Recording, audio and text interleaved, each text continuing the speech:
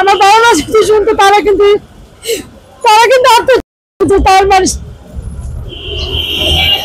তার মেয়ে রেপ হয়েছে। একটা ছেলের সাথে আমার 4 বছরের বন্ধুত্ব, ওর সাথে আমার 4 বছর ধরে বন্ধুত্ব আর 1 বছর ধরে রিলেশনশিপ। এটা কেন হয়েছে আমি বিস্তারিত বলতেছি। আমার ফ্রেন্ড আমার সাথে প্রতারণা করছে, ধোঁকা দিছে। আমাকে মুখে বলতে লজ্জা লাগতেছে করছে। প্রথম থেকে আমি বলতেছি, আমরা 4 বছর ধরে অনেক দেখা সাক্ষাৎ করতাম, খাওয়া দাওয়া করতাম, মিটমাট করতাম, এলাকার ভিতরে এলাকার বাহিরে, বাট দূরে যেতাম না, দূরে কোথাও যেতাম না। ও আমাকে অনেকবার ট্যুরে নিয়ে যাওয়ার মানে চেষ্টা করছে, দূরে নিয়ে যেয়ে কিছু একটা করবে, বাট আমি এটা আগে হয়তো বুঝি না, এখন বুঝি।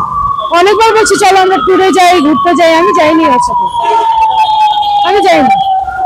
তারপরে 3 তারিখে, অক্টোবর মাসে 3 তারিখে গত বছরে ও টিকিট কাটে আমাকে নিয়ে কক্সে যাবে, আমি যাইনি। ও যেহেতু একা, আমি ওর সাথে যাইনি।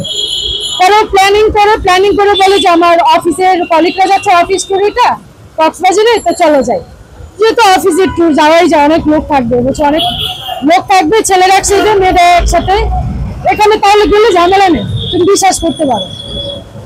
তো আমি ওর সাথে গেলাম। যখন আব্দুল্লাহপুরে যাওয়ার পরে আমি বাসটা জিজ্ঞেস করছি বাসটা কোথায়, অফিসের বাসটা কোথায়, অফিসের কলিগ গুলো কোথায়। পরে বলতেছে তোমাকে নিয়ে অফিসের বাসে কিভাবে যাই, তো ওরা তো চলে গেছে, আমরা কাউন্টার বাসে, আমি আমার কলিগ আছে ভাবি আছে একজন, তো আমরা কাউন্টার বাসে করে চলে যাই, যেহেতু অফিসে তো যাওয়াই যায়। পরে কাউন্টারে টিকিট কাটলো, আগেই হয়তো কাটছে, আমি তো খেয়াল করি নাই। পরে কাউন্টারে করেই কাউন্টার বাসে আমরা কক্সবাজারে গেলাম। যাওয়ার পর ওখানে নামার পর আপনার খাওয়া দাওয়া করি, ফ্রেশ হয়ে রেস্ট নিয়ে একটা হোটেলে উঠি। উঠার পরে আমি আর ভাবি এক রুমেই ছিলাম, ও আর ওর কলিগ ফ্রেন্ড এক রুমে ছিল। তো আমরা সারা জার্নি করে গেছি, অনেক টায়ার্ড ছিলাম, তো ঘুমাই গেছি। হঠাৎ করে আমার ঘুমটা ভেঙে গেছে। হঠাৎ করে ঘুম ভাঙার পরে দেখি আমার ফ্রেন্ড আমাকে গায়ে টাচ করতেছে। পরে আমার ঘুম ভেঙে যাওয়ার পর আমি বলতেছি যে এটা ঠিক না, অনেক হস্তাধস্তি করে, অনেক কিছু করার পর তারপরে আমার রেপ করে। আমি বলছি এটা ঠিক না, আমাকে যেহেতু রেপ করছো, আমি ঢাকায় যদি যাই আমি সত্যি মামলা দেবো। পরে বলতেছে 4 বছর ধরে তোমার সাথে আমার সম্পর্ক, তুমি তো আমার চিনো বুঝো, তাহলে এখানে মামলার কেন আসবে, তুমি আর কিছুদিন আমাকে সময় দাও, আমরা বিয়ে করে ফেলি, যেহেতু আমার ওয়াইফ নাই, আর তুমিও যেহেতু সিঙ্গেল আসো, তাহলে আমরা বিয়ে করলে তো সমস্যা নেই। তোমাকে গত 4 বছর ধরেই তোমাকে দেখতেছি, চিনতেছি, বুঝতেছি, তো বিয়ে করলে সমস্যাটা। পরে আমি যখন দেখলাম যে হ্যাঁ আমিও সিঙ্গেল আছি, যেহেতু একটা জিনিস হয়ে গেছে, তাহলে বিয়ে করলে তো প্রবলেম নেই, তাহলে বিয়ে করে ফেলি। পরে ঢাকায় আসার পরে আমি বললাম কবে বিয়ে করবো, বলে আমি যে বাসায় থাকি, গত 4 বছর ধরে আমি এই বাসায় থাকি, ওই বাসায় থাকাতে এখন এখানে আমি বিয়ে করে বউ উঠাইতে পারতেছি না, আমি আলাদা একটা বাসা নিয়ে নেই, ফ্যামিলি বাসা, সেখানে তোমাকে উঠাবো।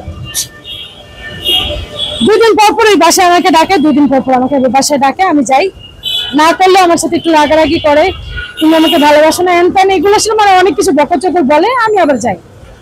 তাই লাস্টে পরে বলতেছি তুমি চলে আসো, এখানেই থাকো, মাঝে মাঝে বাসায় যাও। পরে বাসায় আমি বলছি যে বিয়ে হয়েছে, যে এখন আমি বাবা, আমার ফ্যামিলিকে তো আমি বলতে পারি না যে আমার রেপ হয়েছে, আর ফ্যামিলিকে তো আমি বলতে পারি না, আমি তো একটা মেয়ে মানুষ।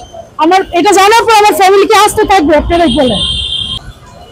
আমার বিশ্বাস করে আমার বলছি আমরা বিয়ে করছি, ওর কাছে আমি উঠে গেছি,